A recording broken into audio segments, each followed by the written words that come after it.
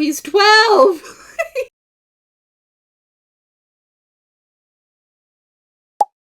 Hey sweetheart, welcome into Terror Tuesday, a show in which I do my makeup kind of inspired by a horror movie while talking to you about it. And probably do a really bad job explaining it because I get very distracted. Today I'm talking about Andy Muschietti's 2017 movie, It Chapter 1, which is an adaptation of a Stephen King novel in which 7 outcasts join forces to take on the mysterious shape-shifting clown that haunts their little town. This movie, as I said, was directed by Andy Muschietti, with the heads of the makeup department being Sarah Craig and Linda Dowds. Here are the rest of the makeup artists for you to look at, because horror is nothing without its makeup and special effects teams. I'm gonna get right into that. We're gonna be trying to recreate one of my favorite special effects looks of the movie. So if you're interested, I'll send you to the trigger warnings, and then we'll get right into it. We open It Chapter 1 to a little rainy suburban street. We can hear 2 brothers talking. They are our main character and his younger brother, Bill Denborough, and his brother, Georgie. Yeah, his younger brother, his brother. Very smart son. Good job. They are currently making a paper boat for Georgie to go race around in the rainwater, but Bill is sick, or at least claiming to be, so Bill will not be joining him to go race his paper boat. He does, however, send Georgie to... Oh, you're just seeing the back of my room.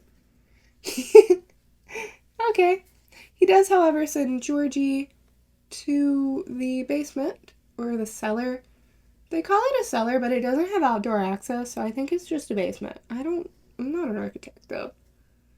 But he sends him...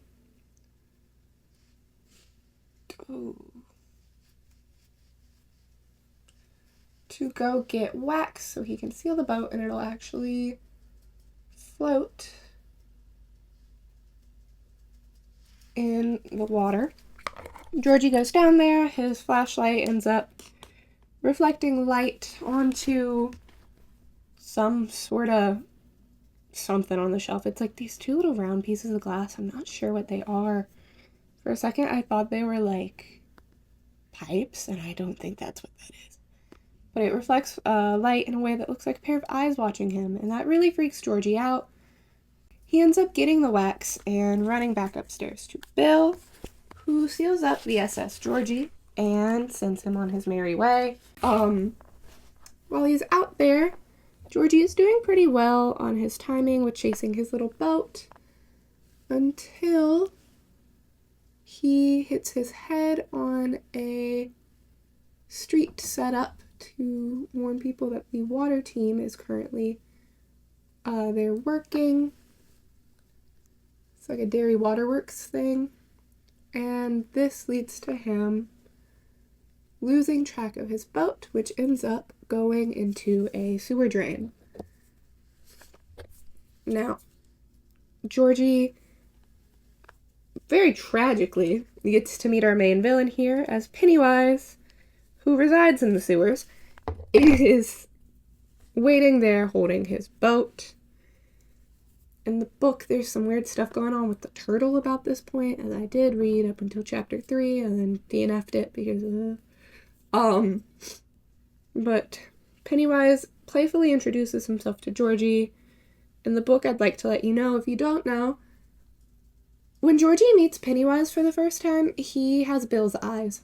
He has changed his eye color to match Bill and Georgie's mom's, which Bill also has, and they are very comforting to him, and it helps him have control over Georgie. This makes me really sad, so now we're all going to talk about it. But he introduces himself to Georgie, sort of convinces the kid that it's okay to take stuff from him because they're friends now. And this sort of... Georgie is very clearly getting freaked out. He goes from playful to hey, can I please get home? Like, I need to leave. I should get going now. You know, he's very aware that something's wrong. And Pennywise says, don't you want your boat? Bill is going to kill you. Because Georgie had mentioned Bill would kill him over losing the boat, which, like, not true. But he's also, like, 4. No, he's, like, what, 6? He's a little guy, so he doesn't realize that's not true. In his head, his brother is going to kill him for losing this boat. So he reaches in to get the boat, and Pennywise grabs his arm and bites it off. He then tries to scramble away, but Pennywise's arms reach out, drag him back down into the sewer with him, and while we don't see him die on screen, Georgie does die here, or at least very soon to here, so we're going to make him our first person on the count at 9 minutes 30 seconds in. Now, from his death, we are going to head to a title card, which is, honestly, I really like how we move through it, like it's like a weird roller coaster thing. I really enjoy the title card in this movie. But we are going to jump forward a few months into June of 1989. I will be honest with you, I really don't like the 80s turn of this movie. I blame it for us being stuck in the 80s, but also, if you know the story pretty well, you know that a lot of movies that were coming out in the 50s hadn't, like, or at least a movie that was coming out in the 50s had a major effect on the story, and I'm not a fan of losing that. But that's a me thing. That is a me thing, and that's not going to be true for everybody. I'm sure plenty of people loved the 80s change. It just didn't work for me.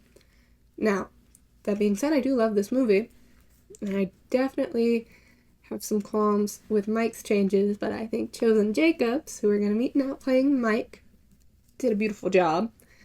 Now, Mike is supposed to be shooting a sheep for what we can assume from his reaction to it is the first time. He's really not into it. He ends up not being able to do it. His grandfather does it. And as he's getting a lecture, it's really hard for me not to notice there is an extra who looks a lot like the country singer Luke Bryan. And a friend pointed this out to me one time by rewinding it to see if that was actually Luke Bryan. And now I can't not see that guy as Luke Bryan. So, like, I don't know. I think about it a lot. He does look like him. I don't know. I'll put a little clippy of him on screen. He looks like him. That being said, he gets a lecture from his grandfather about how in this world, there's 2 types of people, the ones who are holding the guns and the ones who are being shot. And you can either be the one with the bullet between your eyes, or you can be the one holding the gun.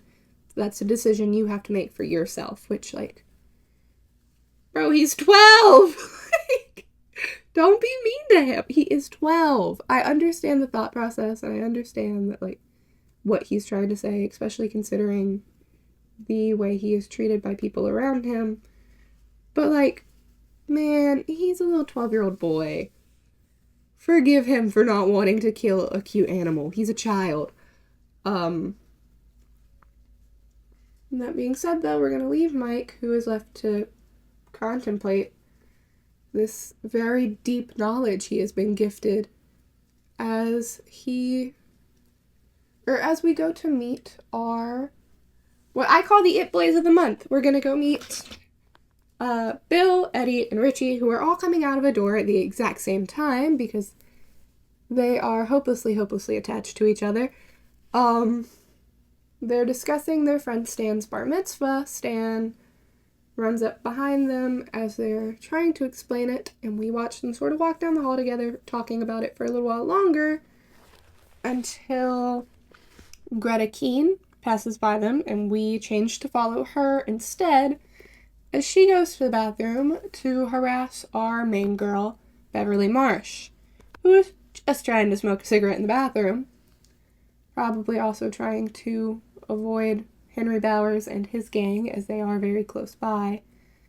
But instead, she gets the lovely, lovely gift of a bag of trash water poured over her head, which she handles with stride pretty well. I don't know. I love Bev. Bev is such a sweetie in this movie. She can handle so much shit. I salute Sophia Lillis. I love her to death. But we are now gonna cut from her back out to our main four boys who are currently throwing away their school supplies for the year. Which one of them, I think it's Stan, says it's the best feeling ever. Richie tells him he should try masturbating for the first time. No one high fives Richie. And then they start talking about their summer plans for the year. Richie says he has to go start his training on Street Fighter. But then Bill reminds them they're all supposed to be going to the Barrens to look for Georgie. And they're all like, yeah, okay, yeah, sure. That's what we're doing. Because they love their friend, and while they know his brother is probably dead, they're not gonna tell him that. They don't want to kill his hope, and I love that. I think there's something very sweet and lovable about the losers, regardless of which cast you're looking at, and I'm a big fan. Now, they also see Betty Ripson's mom. I'm sorry, I have a mirror right here, so I can't see my script. So if you see me doing this, I need to be able to see what I'm doing to place this wax on, and I'd have to get all up in your face to do it with you. I apologize. But they see a missing kid, Betty Ripson's mom, outside of the school with the cops, who is waiting hopelessly as if her missing daughter is just going to crawl right out of the school, as if she's just been hiding there the whole time, which I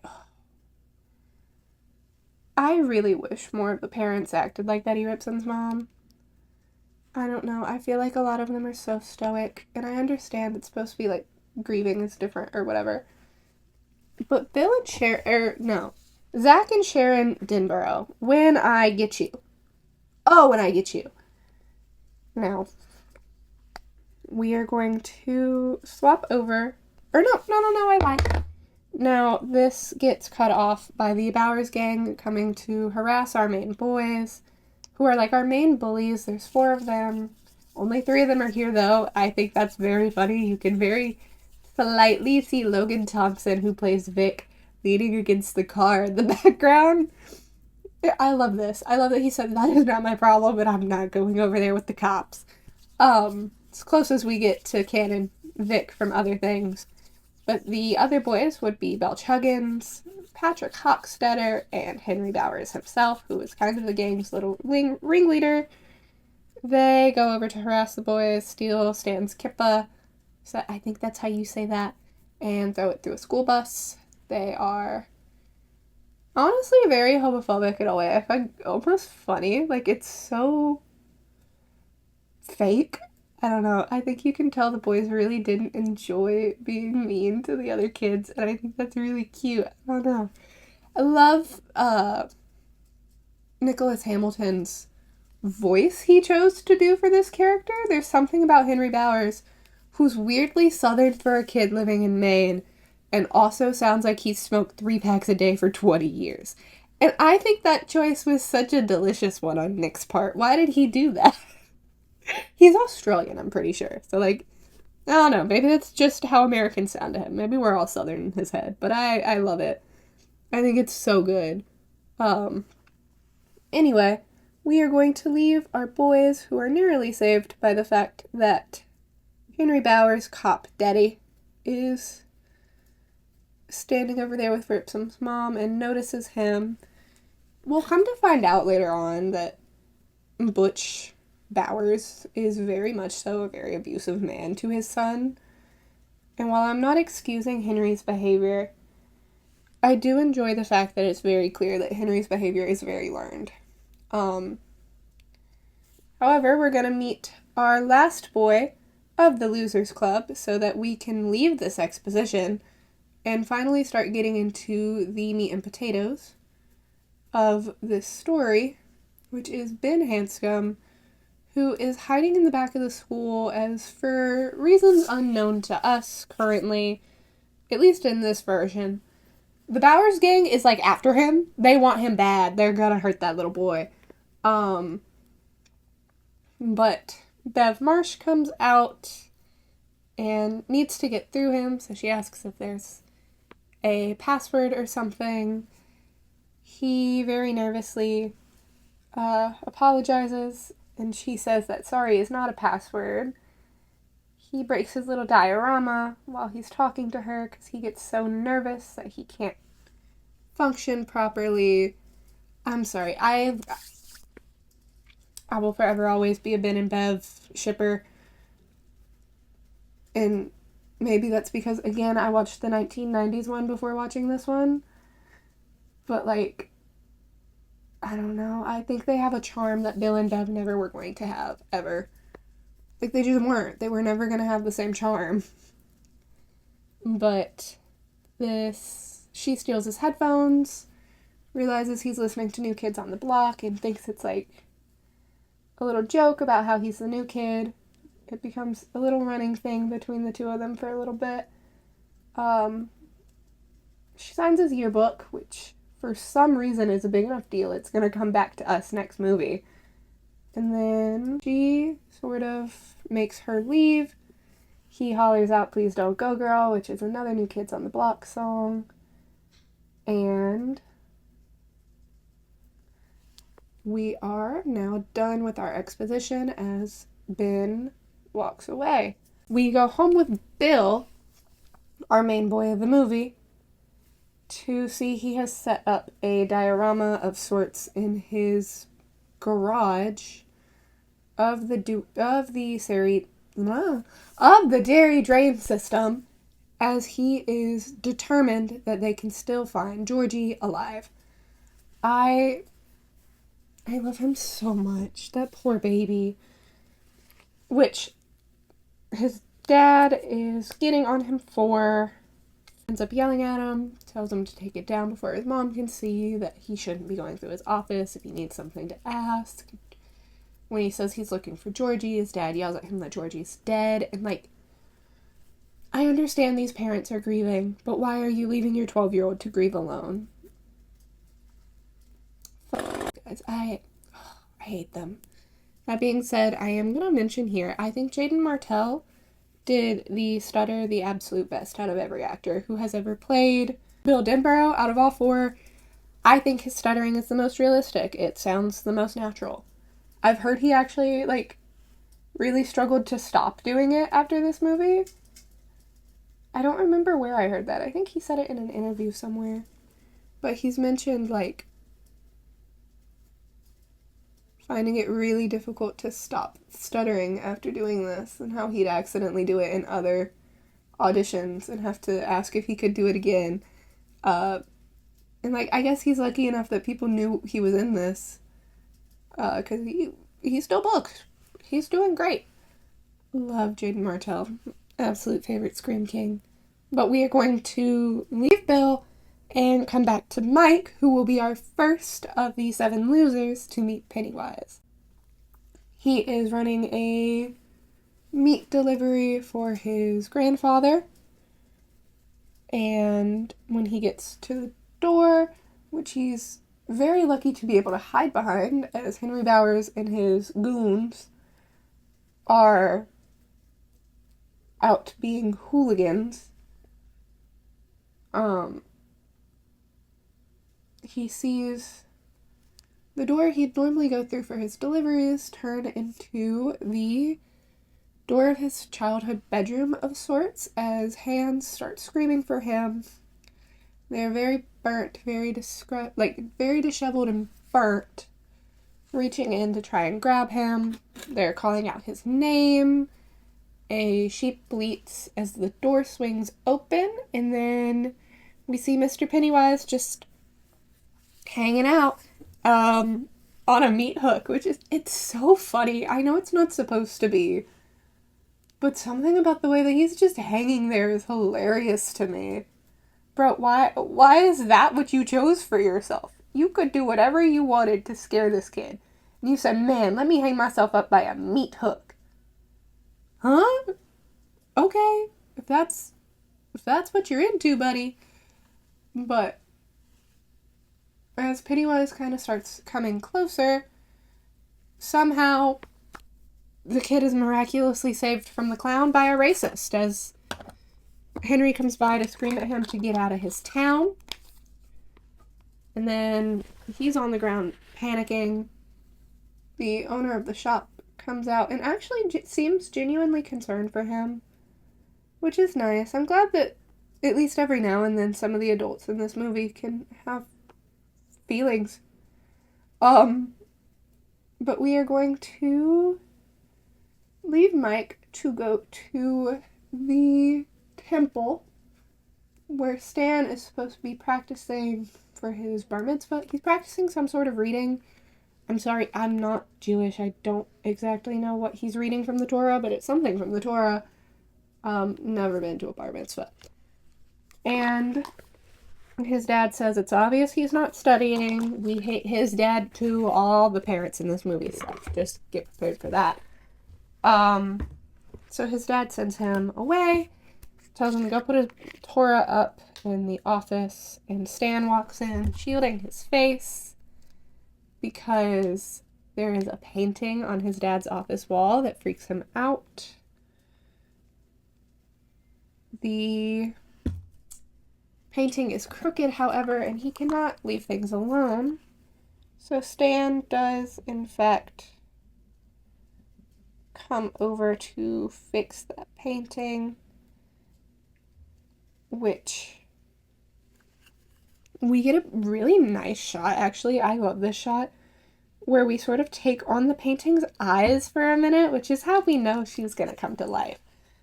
But it's very, like, I don't know, it's actually genuinely kind of spooky to me. The turn of it, the closeness we get to this child's face. Like, there's a lot going on here. I'm gonna have to comb this stuff out of my hair. God bless. The things I do, literally just to amuse myself, are crazy. But the painting falls down while he's putting something on the shelf. When he rehangs it, the woman's missing. We get a good old-fashioned just jump scare here where she comes up behind him and he runs out. I don't know. I really like this scene. I really like the framing where we kind of get to be her eyes for a minute. My one complaint is that this scene is very, very dark. Like, it's very dark in there. A lot of Wyatt Olaf scenes are very, very dark. I think Muschietti decided we should see Wyatt Olaf, or hear Wyatt Olaf and not see him. But that is one complaint I have, is this movie is very hard to see. Like you cannot watch this shit during the day. I'm going to now leave Mr. Stan to see the boys preparing to go down to the Barrens the next day. Eddie's weird-ass mama is watching a children's show that, like, here's the thing, right? I understand the children's show is supposed to be, like, a point of mind control for Pennywise, and that's why everyone's watching it. But, like, the choice to have every adult in this town watching a children's show constantly was very strange. I don't like it. I think it's funny, but I really hate that that's the choice they had.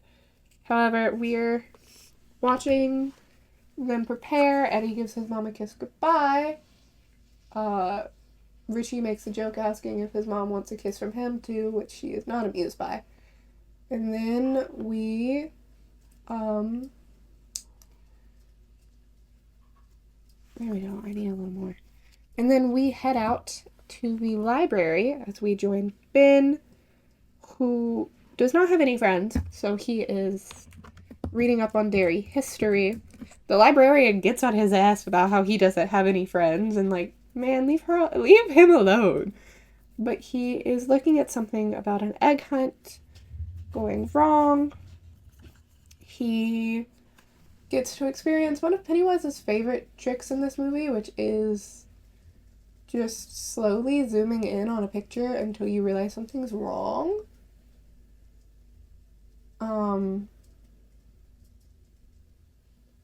In this scene, it happens to be a little boy's head sitting in a tree, and he sees a balloon behind him as the lights flicker, he follows that balloon towards an egg. It goes down into the basement.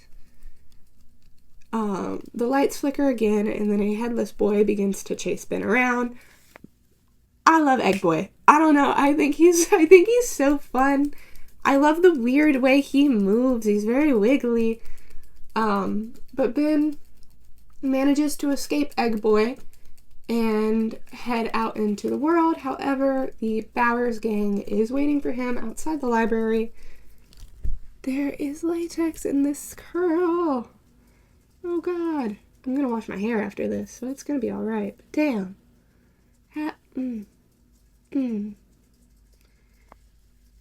Be smarter than me when you're using latex, I beg. The boys drag him to the kissing bridge.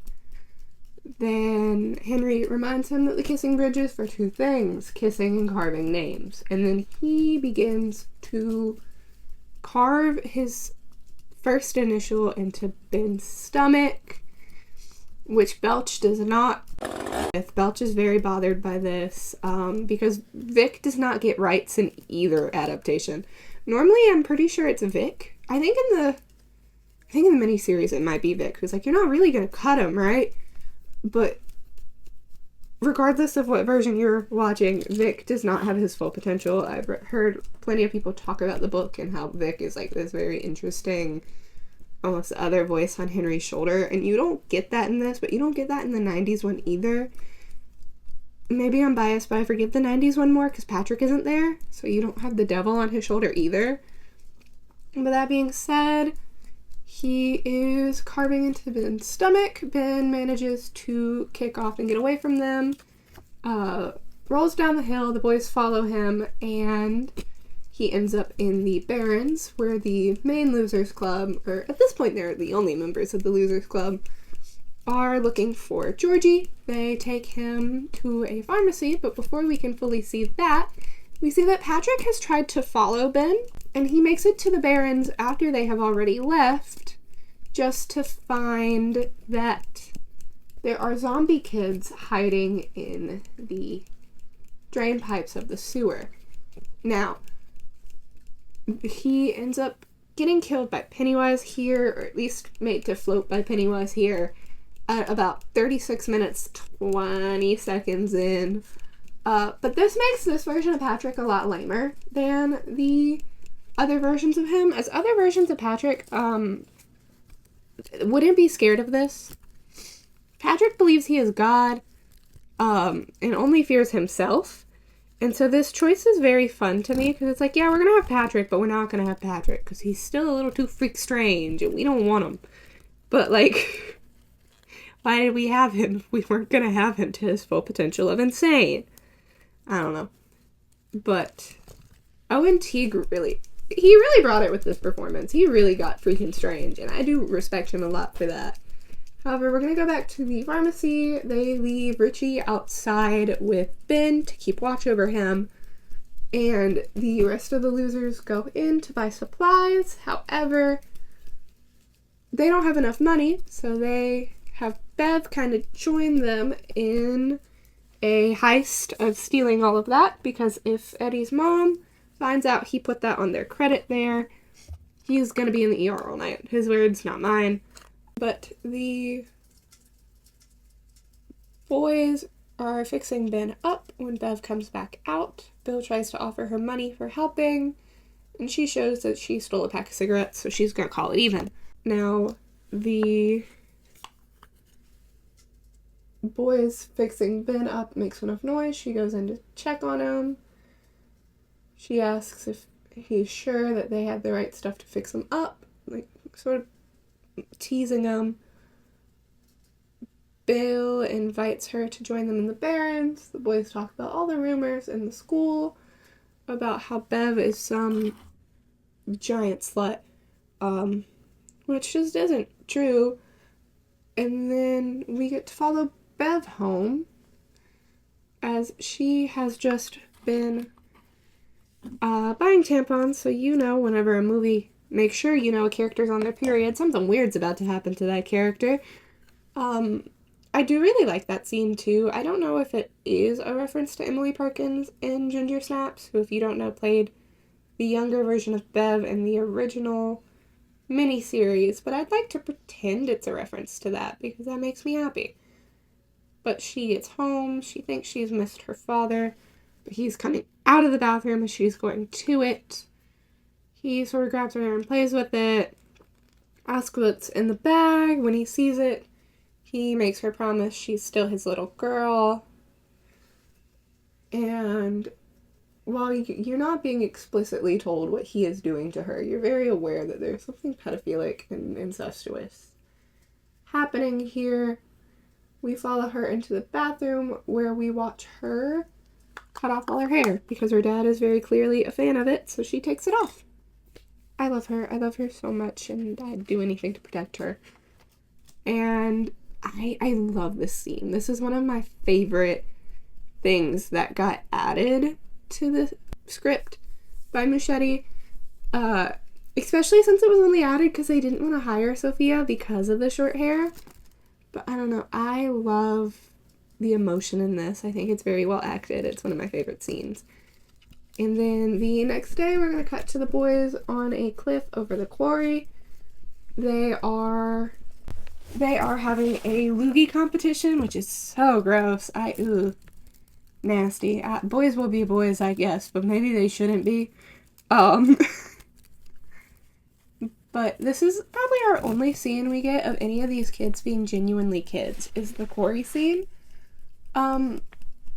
So it's one of my, I think if I have to rank all the scenes in the movie, it's actually my number one, even though I just said Bev in the bathroom is one of my favorites.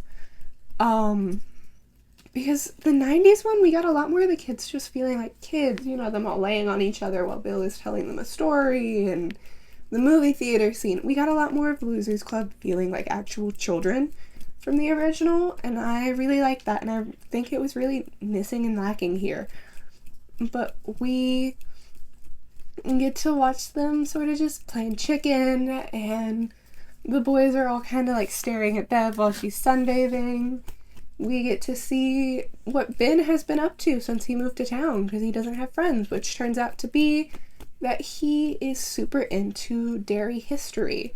And he has been studying the history of the town, the weird things that happen there, all of the above. So they end up going back to Ben's place where he shows them all of his missing posters and things of that nature. As they're walking in, we see Patrick's mom putting up his missing posters as he never came home the day before. We know why. She doesn't. Bev ends up teasing Ben for having a New Kids on the Block poster on the back of his door, which I think is so cute. Again, I love these two. And then we follow Eddie home from Ben's, which he has to go down Niebolt Street. And if you know anything about this movie, you know about the house on Niebolt. Now, I need this latex to dry. I also just beat the shit out of it. Hello. Okay, it's dry enough. But, you know anything in this movie, you know about the house on Niebolt Street in which Pennywise resides. And this is where Eddie gets to meet Pennywise. He appears to Eddie as a man with leprosy, as Eddie has a huge fear of disease, which has been instilled to him by his mother. Eddie is very, very scared of this guy. He almost actually gets got by Pennywise. Pennywise almost gets him. I don't remember how he gets away. My hair is in this. I guess it just gets to stay there. How did he get away? Oh, okay. But honestly, maybe Eddie deserved to get got by Pennywise, because why are you walking around whistling the Star-Spangled Banner? What is happening? Why is he doing that? There's something about the fact that he's just wandering around the road whistling the national anthem Is that something kids were often doing in the 80s? Was that part of the Cold War? We had to go whistle the national anthem everywhere? Like, what was that? But he drops his pills when he sees the guy. And that's how Pennywise is able to sort of get to him, get weird and freak strange about him. He changes from the man with leprosy into himself, in which he's holding balloons in the shape of a triangle, which, considering Eddie had been talking about the AIDS epidemic earlier in the movie, I don't know, this really does it for me. I love the choice to sort of replicate the pink triangle with the balloons here, even if that wasn't completely the intention. I think this is probably my favorite of the scenes of the Losers Club doing anything. That concerns Pennywise, just because I feel like it has so much more character to it than a lot of the scenes do. I don't know, I'm a big fan. But after Eddie meets him, we're gonna come back to Bev, who has found a postcard that Ben made her in the library a few days before, that he snuck into her bag at some point during the day. She goes to the bathroom to read it and starts hearing voices coming out of the sink's drain. Bev goes over to the sink to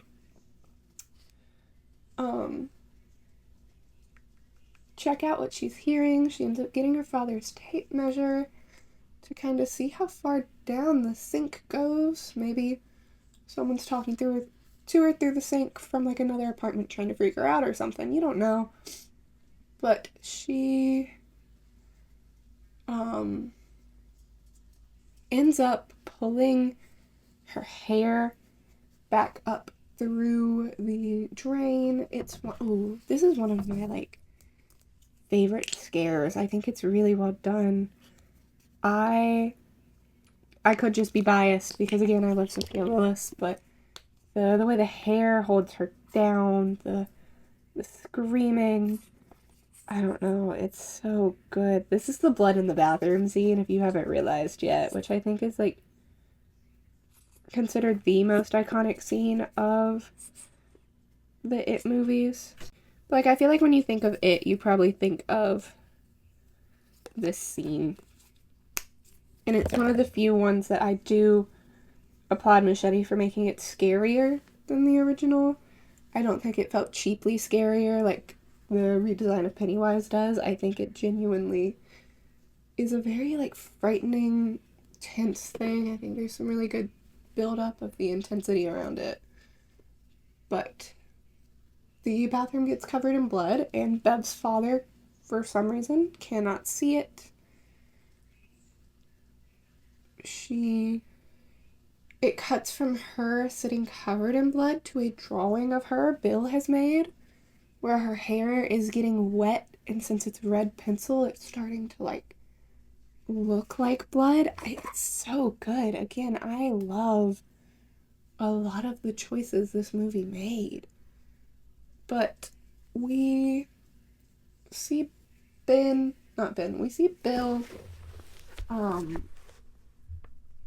wake up. He's going to deal with the dripping over his bed, and he sees that the light has come on in Georgie's room, which doesn't make sense as no one goes in there anymore.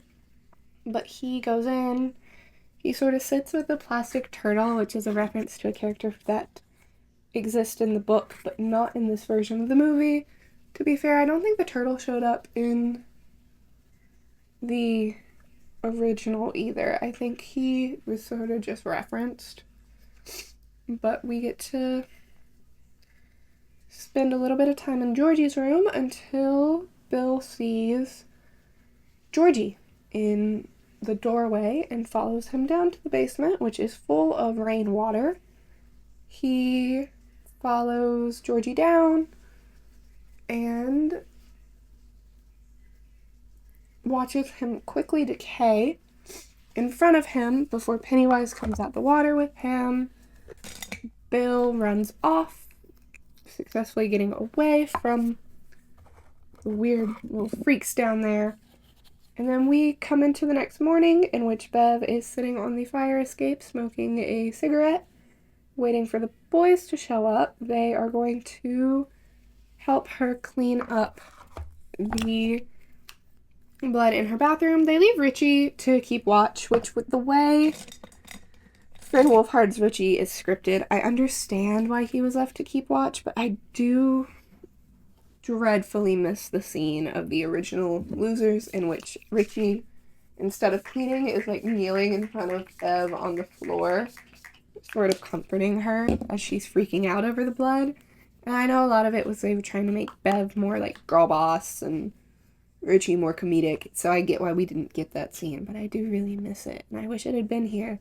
That being said, these boys can clean a bathroom. I want to hire them. How do I get them to come clean my bathroom? We go from the intense red lighting and the bright redness of the room to actually a very well cleaned seafoam green bathroom. I love the monochromatic bathroom that Bev has going on. I know it's supposed to show that like her place is old because that was a 50s trend, but I love it. I think it's gorgeous. Bev is clearly flirting with Ben. Not Ben. Bev and Bill are clearly flirting, which Ben watches for a little bit, but he does see that she kept the postcard with the poem on it, so he knows at least she liked the poem. We get to see Bev kind of try and test and see if Bill recognizes the poem, and she realizes he does not. Why is this black? I'm going to cover it with blood, so that doesn't matter too much, but why does it look like that? But yeah, we get to see Bev kind of attempt to see if Bill wrote the poem. He did not. She realizes very quickly. However, he does tell her he never believed all the rumors about her, apologizes for the fact that if she's with them, she's a loser. And then I lost focus because if you look at it hard enough, Martell's shirt is higher up in the front than the back. Did they have that boy wearing his shirt backwards? Like, was his shirt backwards in this movie? I'm sorry, I can't get over it once I noticed. It was like all I could focus on. Is his shirt backwards? Is the like iconic blue baseball tee we all focus on backwards? I'm sorry. But they go outside. Richie says that they imagined what's happening. It's also the 4th of July, by the way. Not that important, but I'm gonna let you know. They go outside to Richie, who says they all imagined it, in which Bill admits that he saw something, and Eddie also admits to seeing something. As they're walking, they notice that Mike's bike is stuck with the Bowers gang, in which they decide they have to help him. Sweetie pies. Love them for that. Glad they can do something. As we focus on Mike getting, like, shoved into the ground by the other boys, Pennywise is in the corner eating some kid's arm. And he's just, like, waving it at Mike. He's very theatrical. And while he's not theatrical in the same way that Tim Curry's Pennywise is, I have to give him his flowers for how strange he is. He is a bizarre guy. But, we watch Bev throw a rock at them. The boys kind of scramble off of Mike. Mike scrambles over to them. And then we get the coveted, very well-known Rock War. I love the Rock War. I'm sorry, it's so dumb, but I love it so, so much. We watch Bev get hit by, I believe it's Belch, or no, I'm lying to you. We watch Henry say that they are trying too hard and Bev will sleep with them. All they have to do is ask nicely. And this makes Ben so mad that he ends up throwing a rock that hits directly into Henry, and it starts their major rock war.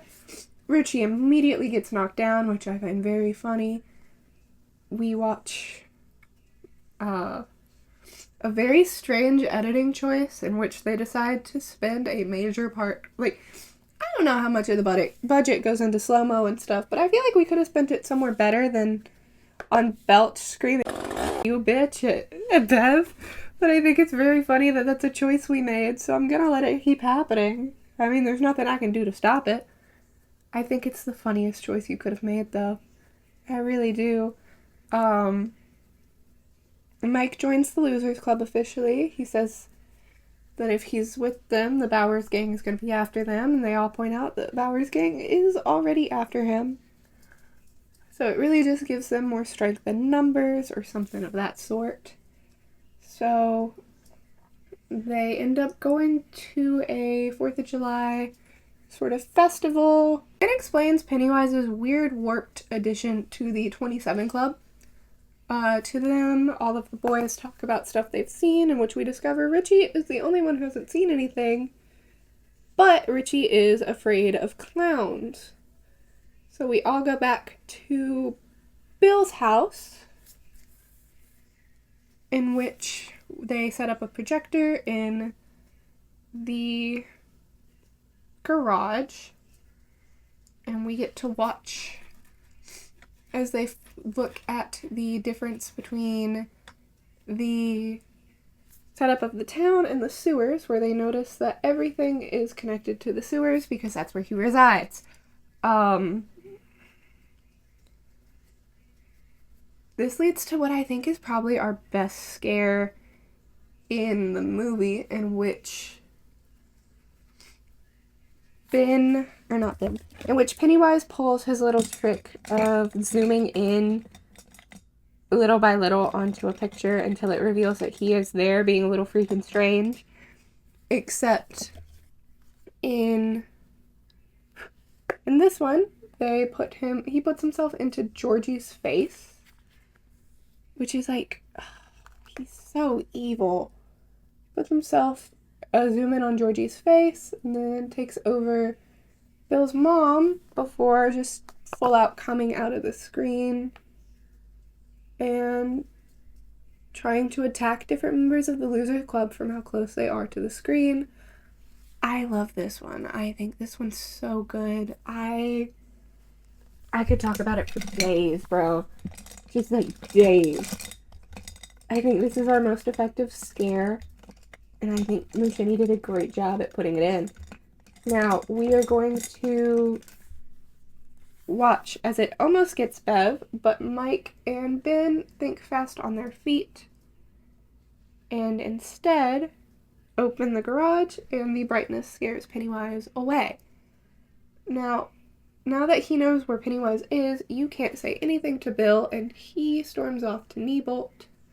The losers seem to care about him for enough that they'll also put themselves in the danger of Neibolt. You could never catch me doing that, but loved them for that. They get there, and Stan points out that they should have someone who is on lookout, just in case someone came by and noticed that there were a bunch of kids hanging out in Neibolt or something. So they end up drawing straws, and Richie and Eddie get the short straws, so they have to go into Neibolt with Bill. They walk in, and Richie finds a missing poster for himself, which ooh, that's clown nose, which very clearly freaks him out, as it would most people, I presume. But he gets calmed down by Bill. They make it a little further in the house, where they hear someone calling for help from upstairs. When they get up there, they get separated, and Eddie sees his leper, which leads to him falling through the floor and breaking his arm, but he's not quite aware that he's done that yet. And it also leads to the boys having to try and find Eddie, which causes Richie to stray from the group and get locked in a room full of clown dolls, one of which is Tim Curry's Pennywise, which I love to see it. I love Tim Curry's Pennywise so much. And in the center of the room is a coffin. And when he goes over to it, he discovers his missing poster is in the top of it, and a doll set up to look like him but decomposed with its lips stitched shut is sitting in the coffin. It freaks him out very clearly, but as this is happening, it freaks him out, and as he's freaking out over it, we get a really great jump scare from Pennywise as he leaps out, and he hits Richie with Beep Beep Richie, which is used a lot more in the 90s version. It's how the losers tell Richie that he's getting a little too vulgar for them. But it's very clearly an affectionate thing. I think a lot of people take it as, like, them not wanting to hear Richie. I think it's clear that it's affectionate, especially with the way they're, like, smiling when they say it in the originals. I don't know. I feel like this scene just would have been a lot more effective had they said that at all in this movie, and they haven't. Like, we don't hear Beep Beep Richie a single time.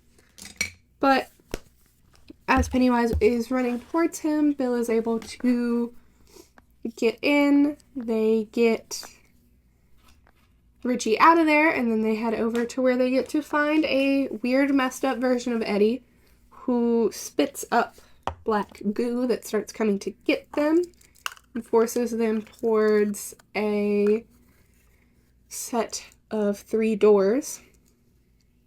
Eddie wakes up on the floor with his broken arm. And Pennywise sort of comes out of the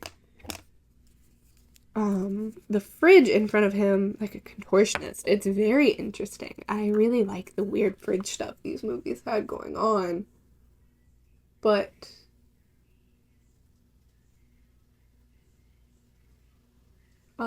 he starts like towering over Eddie. We get to see the losers upstairs have been trapped by a set of 3 doors, which say, not scary at all, scary, extremely scary.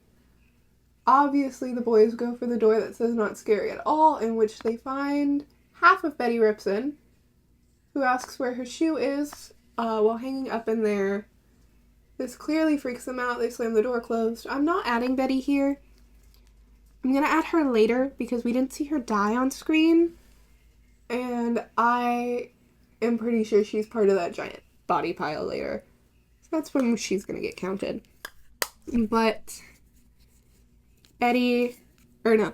Bill realizes it's not real. It's only as real as they let Pennywise make it. And so the boys go through the not scary at all door and manage to get through. Hearing that he thinks it's not real really upsets Pennywise, so he starts leaving Eddie alone to turn towards the boys coming down the stairs, in which he looks at Bill and he says, "I'm not real enough for you. I was real enough for Georgie." Which, like, why is he petty? Why? Pennywise. Like, bro, why do you have beef with so many children? Why are you so sassy? But as he's going towards Bill and Richie, Bev steps in and stabs him through the eye with, like, a fence post, which distracts him well enough for the boys to get in. Some of them head over to Eddie, other ones head over towards where Pennywise is for some reason. Pennywise ends up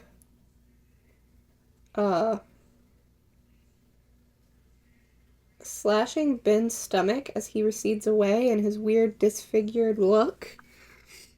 So you have Richie on the floor trying to set Eddie's arm, and then you have Ben and Stan, I believe, are on that side of the room dealing with the new gashes waiting on Ben's stomach. Playing with congealed blood, it gets so sticky. They make it out of the house, though. Eddie's mom gets there. She blames his friends for what happened to him, which, like, I hate to say she's right, because I hate her. But in a way, she's kind of correct. They did drag him into that house. Eddie did not want to go. He was one of the hands up when asked who wants to stay outside. This didn't have to happen. Like, I know it did for the plot, but, like, he didn't have to get her like that. But we watch her insult Bev, call her a dirty girl that she doesn't want around Eddie.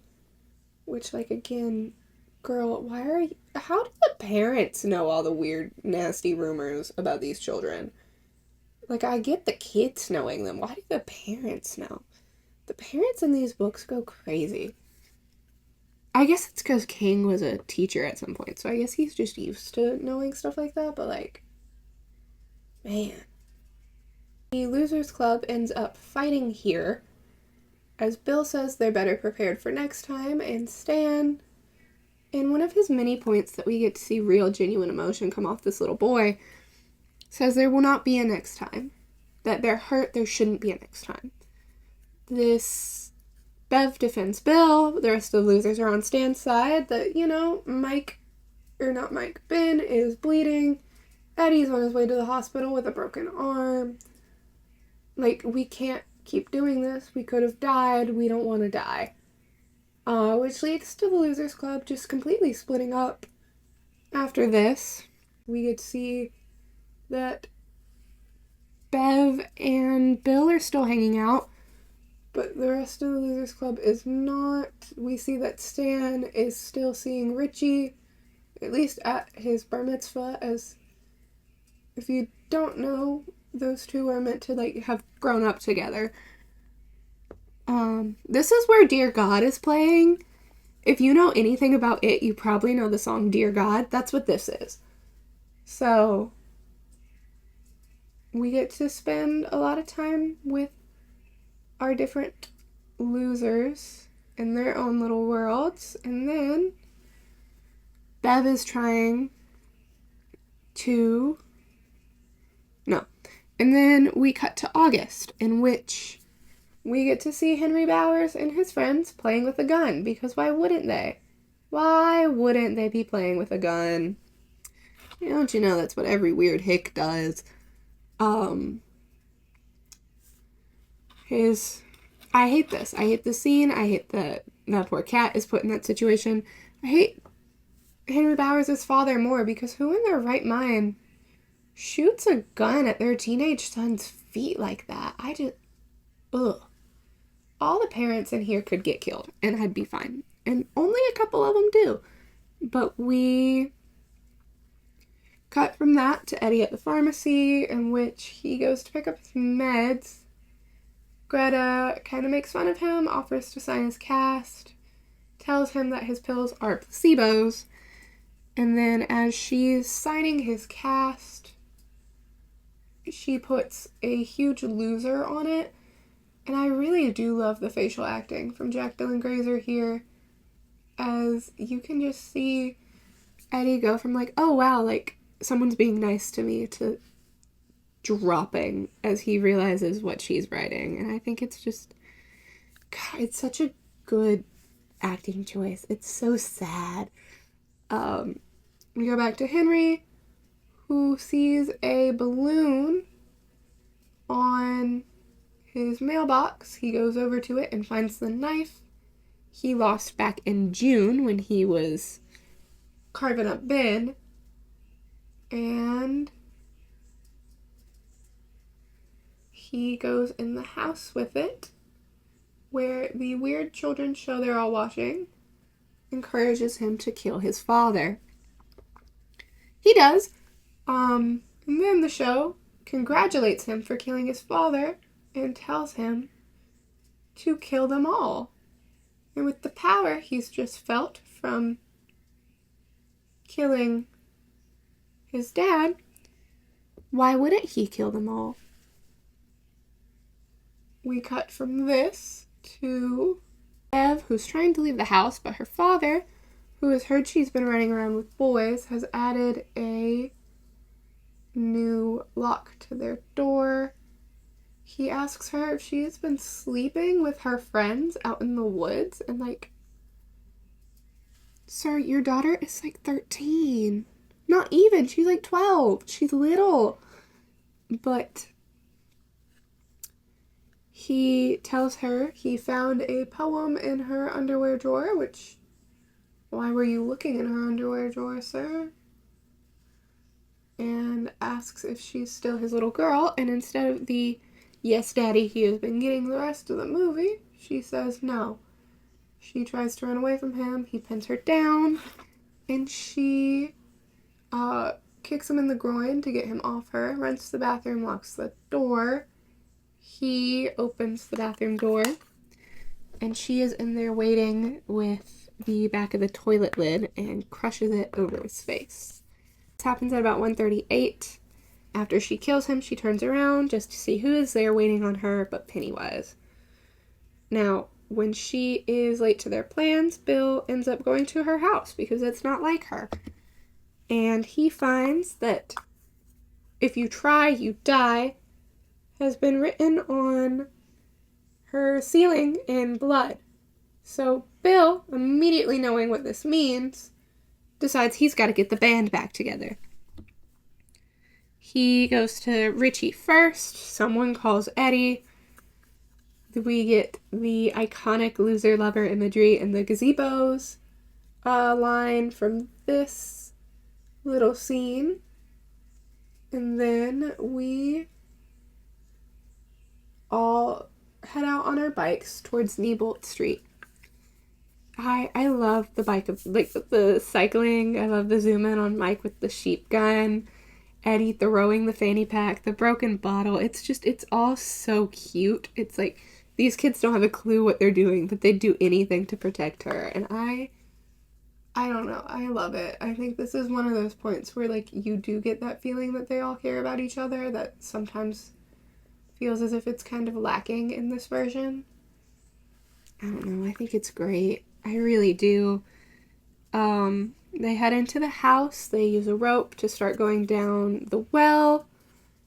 But I will like to point out that Stan does not want to join them. He really doesn't want to go in, but they remind him that if they don't all go together, they're gonna die because they survived by being together. So they managed to get him into the house, my poor baby. And heading down, but this is where we see Henry watching from Belch's car. You can tell from the music something bad is about to happen, but the boys do miss it. And we take a cut from our boys and their hero ways to Bev, who is waking up on the floor of the sewer. There's blood dripping onto her. She stumbles up just to notice there's a huge pile of trash behind her. And in that huge pile of trash are about, from, if I counted right, 32 bodies floating around in the air. I could be grossly underestimating that. I did count that through a paused scene. But she has to watch Pennywise's awful stage show. Bro, how did you get the title of dancing clown? You cannot dance. She watches his awful stage show, and then he decides it's Bev's time to float since she is not afraid of him, so he can make her afraid of him. We get to see inside his nasty, gross, teethy throat. Why is there so many teeth all the way down? It's gross. But we're going to go back upstairs where Mike is getting hit by Henry. I need a brush that doesn't have blood on it. Dodging the sheep gun as Henry tries to shoot it at him. And Henry has a lot more blood on his face here than he did before. If you've seen the deleted scenes, you know this is because he's killed his friends. However, that didn't make it into the movie, so they don't get to go on the count. The boys watch as Mike throws Henry down the well and then climbs down. He loses his ammo, but does manage to join them. As this is happening, our baby Stan has been separated from the group as he's searching for Bev. He instead runs into his very scary painting woman who takes a huge chunk out of his face. That's what we're recreating here, but it's like, I forgot how hard she bites him. The losers coming in manages to get him off of her, get her off of him. And then we get one of my favorite acting scenes from Wyatt Olaf to this day. I love how, like, he's, like, covered in tears, his face is bright red, he's screaming. It's so good. I'm so tired of stoic horror, like, protagonist. I love how emotional he got here. I wish we got a lot more characters like that. But he's screaming about how they're not his friends. They took him into Nebolt. They're not his friends. He manages to get calmed down. As they're calming him down, Bill sees Georgie and he disappears after his brother. You can't blame him for doing that, but also, like, man, can you please worry about your buddy for a second? You know it's not Georgie. You know it's not, because the last one wasn't Georgie. But he walks into the room with all the bodies. He finds Bev and he promises to come back for her. And then he follows Georgie around the side while the rest of the boys are chasing Bill because they've noticed their buddy is gone again. He's not very good at doing what he's supposed to. Eddie falls down. He sees 3 corpses floating in this water, and since we can't tell if the bodies in the floating have their heads or not, I'm going to count them. So we're going to add 3 more to our count from these corpse heads at 1 hour and 53 minutes in. Then while Bill is on his side quest, the rest of the boys manage to find floating Bev. They group together to pull her down, and Bill pulls her out of her trance, Snow White style, which, I'm sorry, I think it's cute. I know people hate it, because she didn't consent, but I think there's something very sweet about this little boy who doesn't know what else to do, reverting back to Disney logic. I don't know, I like it. She realizes the poem's from him, they have a little group hug, and they head off to go find Bill. Now, Pennywise the King of Guilt Tripping, is, like, he's crying, he's apologizing for losing the boat, he asks Bill to take him home. He just wants to go home to Mom and Dad. He wants to go home. I love it. I think this kid's such a good actor. I haven't really seen him in anything else, which is truly my bad. I should watch more with this kid in it. He's what, like, if the main losers are in their 20s, he's probably like 18 now, isn't he? Oh, that's awful. I hate that. I am aging so rapidly.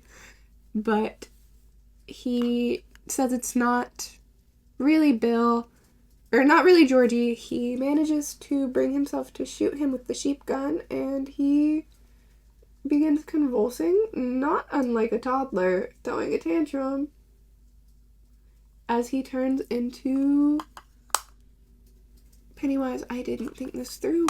I'm wearing a white shirt. But he...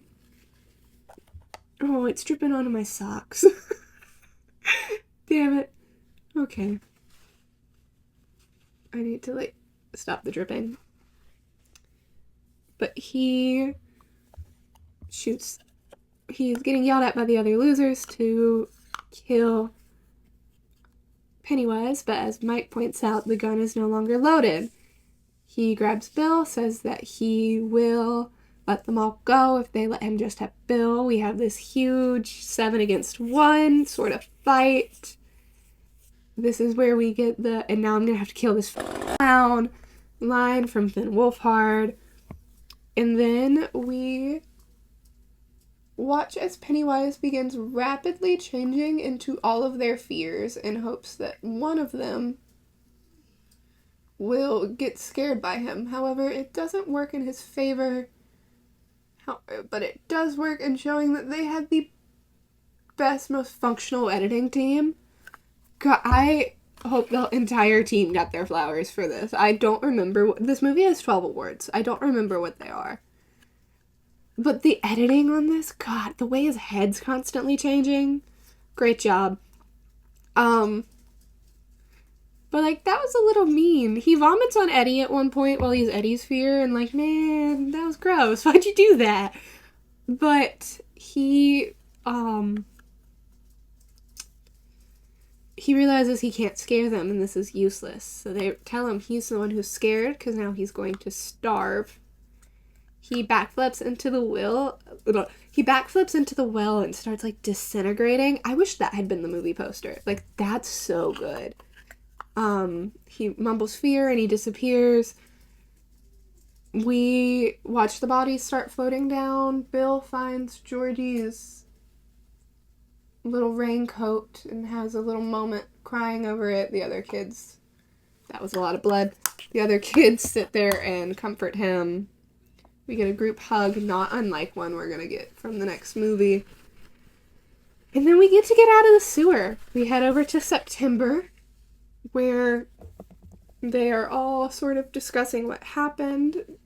Stan has his little head wrapped up in bandages still. We get to see the losers kind of talking about Pennywise, and they make a promise on a piece of broken glass with a blood oath that if Pennywise ever comes back, they will too. I think this is some of the best facial acting from this cast. I truly do, like, to the deepest part of my soul, I want you to understand, I think this cast is so beautifully talented. I really do. I think their facial reactions to these cuts are so on character for their different characters, especially how, like, some of them are compared to how some are just kind of cringing. Like, there's verbal reactions from some. I love it. I really do. I like that they're all different. But they all promise they'll come back. Anyone who's ever been on Tumblr and ran into the It Tumblr has seen this photo of these kids holding hands. I've also been told in the book Stan is the one holding the glass for the blood oath. Is that true? And if so, why would you change that? Especially with the way he changed Stan's suicide in the sequel, I would have kept that part. But we watch them. Stan tells them he hates them before kind of, like, giggling and walking off. We get to see the boys sort of just leave one by one until Bev is alone with Bill. They're talking about how she's leaving town, and how long she's going to be gone. There is this kiss between the two of them, which is Bill originally, but then Bev kisses him a second time, and I think it's really funny, because Bill's eyes are, like, fully open, but I'm a cheerleader style. Like, I don't know whose choice that was, but it was hilarious to me. And I understand that, like, this kiss is for Bill, and, like, she never fully gets over Bill, even though she knows it's been, but I didn't need this. I didn't like this kiss scene. But as we watch her walk away from Bill, him staring longingly after her, we cut to a second title card, in which you see It Chapter 1 written on it, and realize that, oh, we're not getting the second half of this movie right now. With that being said, you're not either. That's for next week. Thanks for joining me, baby, even though it was a uphill battle trying to get this wax on my face. I had a great time yapping at you, though. I hope you had fun with me, and I will see you guys next time. Bye-bye.